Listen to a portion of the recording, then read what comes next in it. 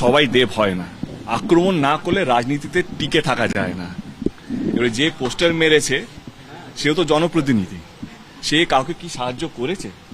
কাউকে এক মুঠো মুড়ি দিয়েছে এই বন্যার মধ্যে? উনি তো এখানকার জেতা বিধায়ক, উনি তো মানে হয় না কে, উনি তো এখানকারই মানুষ।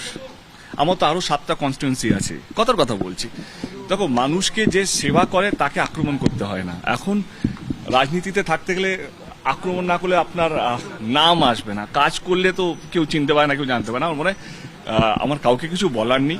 এই পোস্টার রাজনীতি, আমি যবে থেকে রাজনীতিতে আছি বা ঘাটালে এসেছি, সেই এইভাবে ওরা আমাকে সম্মান জানায়, দাদা এসছেন, দাদার জন্য একটু পোস্টার লাগাই।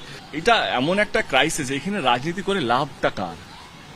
মানে আমি তো বলছি আপনার, মানে এখানে আমরা 300টার বেশি কমিউনিটি হল তৈরি করেছি, একটা কোনো বিরোধী দল নেই বা অন্য কোনো দল নেই তারা তাদের কোনো সেবা নিয়ে এখানে এসছে, বা কোনো রিলিফ ক্যাম্প নিয়ে এসছে, বা কোনো ওষুধ নিয়ে এসছে, বা কোনো খাবার পাঠিয়েছে, না কোনো কিছু পাঠিয়েছে।